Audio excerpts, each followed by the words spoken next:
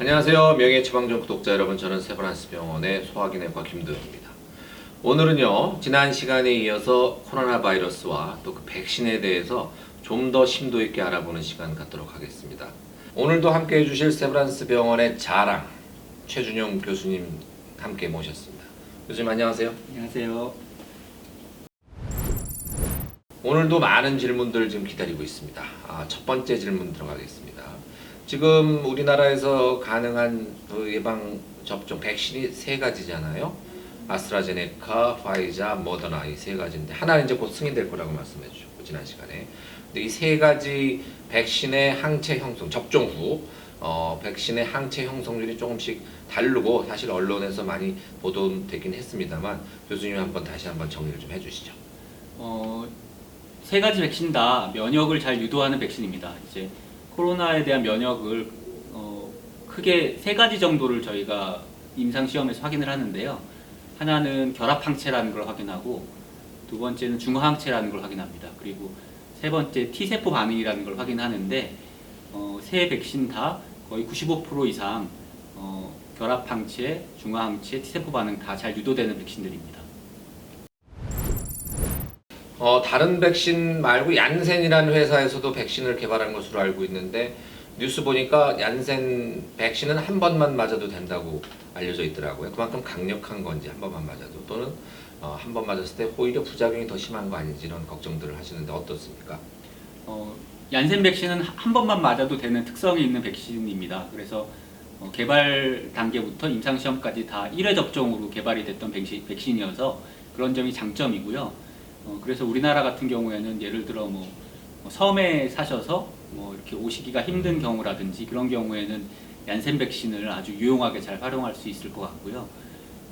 아데노바이러스 벡터 백신이라는 플랫폼이 원래 1회 접종으로 설계가 원래 됐었습니다. 아스트라제네카 백신도 그렇게 설계됐었는데 아스트라제네카 백신은 중간에 이제 임상 시험 설계를 바꾸면서 2회 접종으로 바뀌었고요.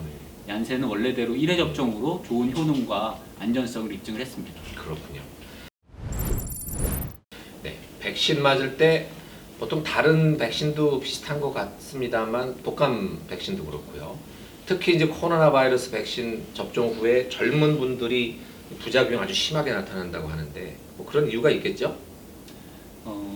부작용, 그러니까 이상 반응이 전신 이상 반응과 국소 이상 반응들이 나타날 수가 있는데요. 국소 통증이라든지 전신 근육통, 피로감, 발열 이런 등등의 이상 반응이 백신 맞은 지 하루 이틀 안에 나타나는 것들이 많이 있는데 젊은 연령일수록 그런 우리가 리액토제니시티라고 얘기를 하는데 그게 더 높은 것 같고요.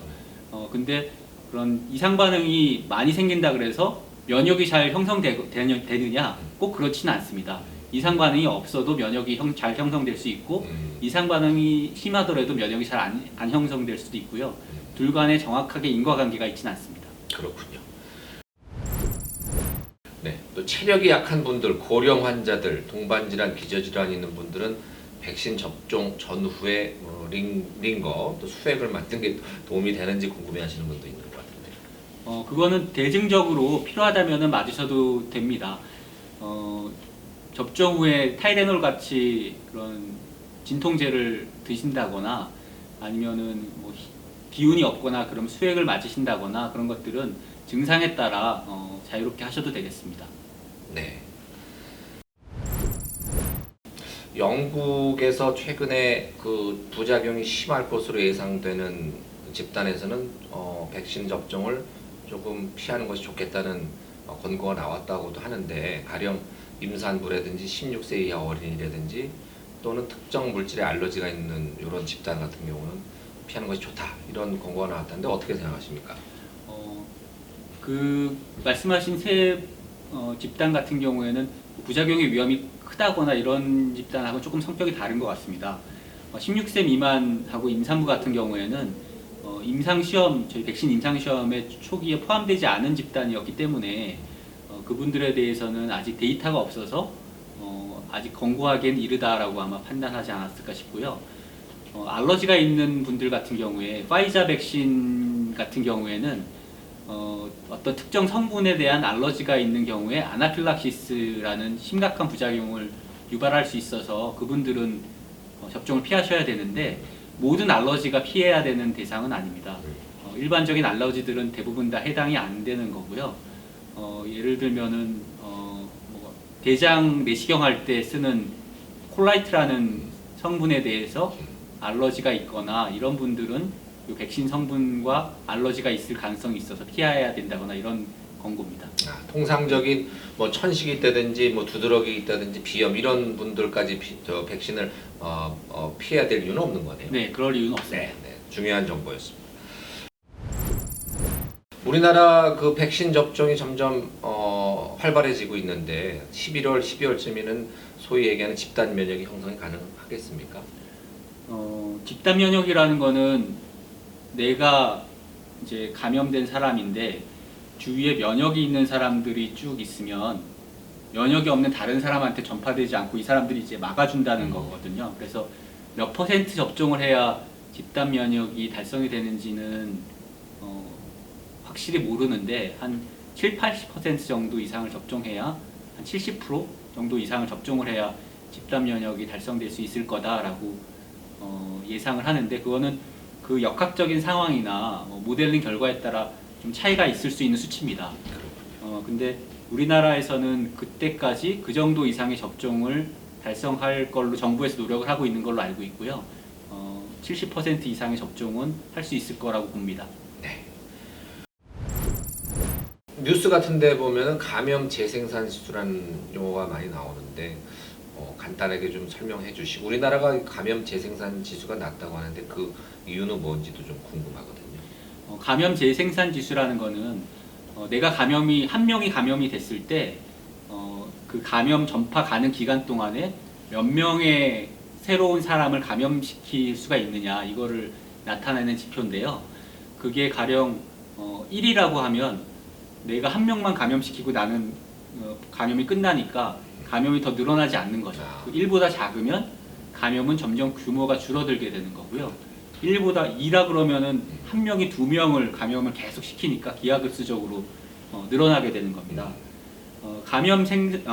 재생산 지수라는 거는 그 바이러스의 특성도 영향을 미치고 얼마나 더 방역 조치를 잘하고 관리가 잘 되느냐도 영향을 미치는데요. 예를 들어 빨리 환자를 찾아서 일찍 격리를 하면 그만큼 감염 전파 가는 기간이 짧아지기 때문에 감염 재생산수가 낮아지게 되는 거거든요. 그래서 감염 재생산수가 좀 낮아진다는 거는 그만큼 어찌 보면 정부에서 잘 관리를 할 때 그게 더 낮아지고 관리가 잘 안 되거나 소셜 디스턴싱, 사회적 거리두기 같은 게 느슨해진다거나 이런 상황이 되면 한 명이 모르는 채로 점점 더 전파를 많이 시키기 때문에 감염 재생산수가 커지게 됩니다.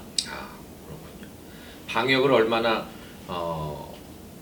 제대로 하고 네. 거리두기를 확실히 하느냐 이거에 따라서 좀 달라지겠네요. 네. 그렇습니다. 그리고 요새 식당에 가도 계속 한 테이블씩 띄우고 먹고 있는데 음식 먹을 때 그게 이제 효과적인지 좀 궁금해하는 분들 있거든요. 효과적인 방법입니까? 코로나 바이러스 지금 전파가 비말을 통한 전파가 주요 기전이라고 생각을 합니다. 비말은 침방울이 튀는 거거든요. 그래서 비말 전파랑 공기 전파가 좀 다른데요. 공기 전파는 내가 여기서 기침을 하면 저기 멀리 있는 사람한테도 전파가 되는 거고 비말 전파는 가까운 거리에 있는 사람한테만 전파가 이루어지는 겁니다. 한 자리를 띄고 앉으면 그만큼 거리가 멀어지니까 침방울이 거기까지 튈 가능성이 낮아지게 되니까 효과가 있는 조치라고 생각합니다. 그렇군요. 당분간은 계속 한 테이블씩 띄고 앉아서 식사를 하는 게 맞을 것 같네요. 네. 그리고 일부 선진국들에서는 그 백신 접종이 굉장히 활발해서 마스크를 벌써 벗고 미국 같은 나라는 그렇다면서요. 괜찮은 건가요?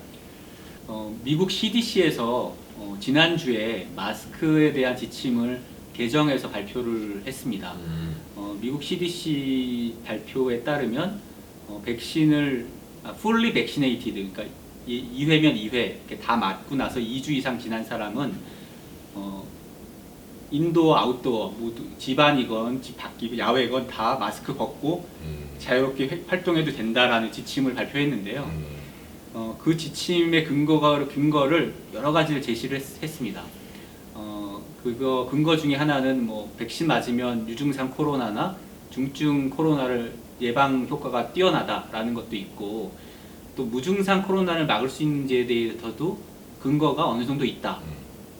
그게 근거가 그 기존에 없었는데 보니까 근거가 있다는 걸 많이 제시를 했고요. 또 전파력도 백신 맞은 사람이 걸렸을 때 줄어든다라는 걸 이제 근거들로 제시하고 있고요. 반면에 백신 맞아도 감염에 걸릴 수 있습니다. 돌파 감염이라고 저희가 얘기하는데, 미국에도 한 5,000례 이상의 돌파 감염 사례가 보고된 바가 있고요. 또 변이주가 계속 출현하고 있기 때문에 백신 효능이 변이주에 대해서 어떻게 될지 모른다라는 문제도 있어서 마스크를 계속 써야 된다는 그런 근거도 있고, 그거의 위험성도 물론 있지만 100% 효과가 있는 그런 백신은 지금도 없고 앞으로도 없을 겁니다. 백신을 모두가 맞는다 그래서 지역사회에 계속 감염이 유행하는 한 모든 사람이 100% 감염되지 않을 일은 없을 텐데요.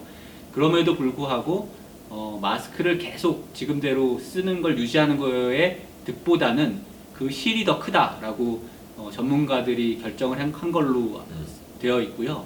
미국에서의 접종률을 더 높이기 위한 인센티브가 필요하다는 거에 모두 공감을 했던 것 같습니다. 그래서 인도어, 아웃도어에 마스크 벗어도 된다는 게 굉장히 큰 인센티브이기 때문에 그걸 통해 접종률을 더 높일 수 있다.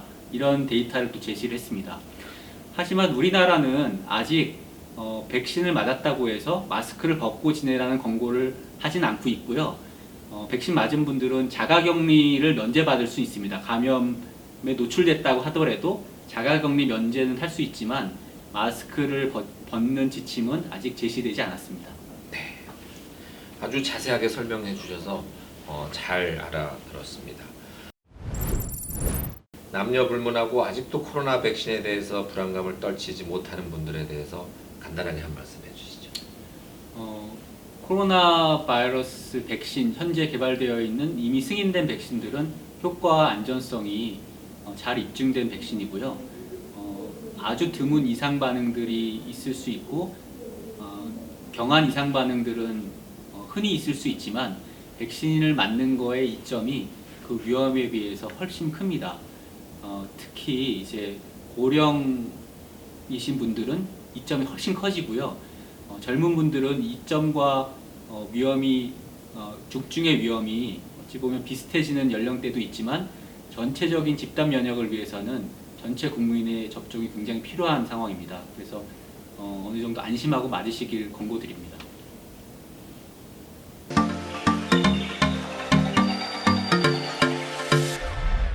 댓글에 일일이 답해드리는 처방전 타임입니다.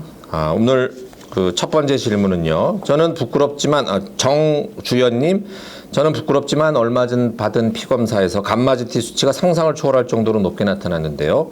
혼술로 거의 매일 3,000-5,000cc의 술을 마시기는 해도 술고래처럼 소주나 맥주를 감당이 안 되도록 먹는 케이스는 아니거든요. 엄청나게 마시네요. 3,000에서 5,000cc 맥주겠죠? 다른 술을 이렇게 마실 수는 없을 테니까. 그럼에도 수치가 이렇게 높게 나오는 이유는 뭘까요? 네. 당연히 그렇게 나옵니다. 매일 맥주를 3,000에서 5,000cc씩 마시는데 간 수치가 정상이다라고 하면 그게 이상한 거죠. 특히 감마지티라는 효소는요, 전에 제가 설명을 해드렸지만 알코올하고 또 비만하고 또 당뇨병 이런 분들한테 민감하게 올라가는 수치예요. 아주 민감하게 올라갑니다. 근데 그 정도가 문제인데 특히 여자분들 같은 경우에 알코올에 남자보다 좀 더 민감하고 취약한 경향이 있기 때문에 같은 양의 술을 마셔도 남자는 감마지티가 상대적으로 덜 올라가는데 여자분들 같은 경우는 뭐 1000 이상 이렇게 올라가는 분들도 꽤 있습니다. 그래서 감마지티가 높다고 그거 자체가 큰 문제는 아니지만 그래도 술을 너무 과하게 마시는구나 하는 걸 반영하는 것이기 때문에 이 반감기가 한 3개월 정도 되거든요. 6개월입니다. 180일 정도 되기 때문에 술을 한 6개월 정도는 좀 줄이면서 음주하시면은 감마지티도 절반으로 떨어지게 될 것 같습니다. 두 번째 질문입니다. JBE 생리량이 줄어서 괜한 걱정에 석류즙을 먹고 있는데 여성 호르몬 생성에 좋은 음식을 먹으면 고지혈증과 지방간에 도움이 될까요? 하는 질문. 좋은 질문 주셨습니다. 네.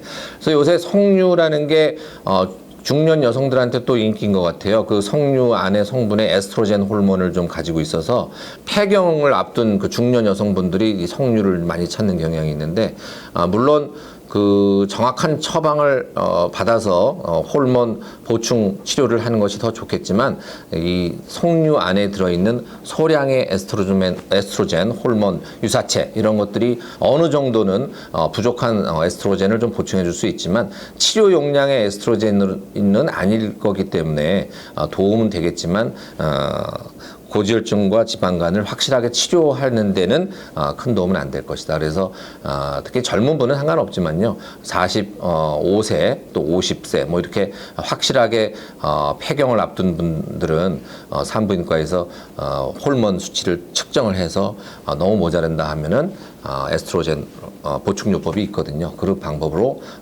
에스트로겐을 보충하면 지방간하고 고지혈증에도 도움이 될 것 같습니다. 물론 석류도 도움은 되는데 치료 용량은 아니다. 그래서 드시는 건 문제가 없을 것 같습니다.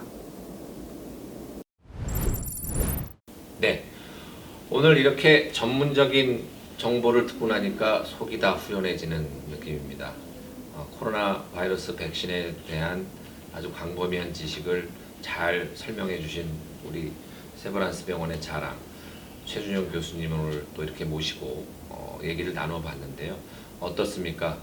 백신에 대한 믿음이 더 가는 것 같죠? 다음 시간에는 간질환과 관련된 코로나 바이러스 백신에 대해서 얘기 나눠보는 시간 갖도록 하겠습니다. 그럼 명예의 처방전 구독자 여러분 모두 안녕!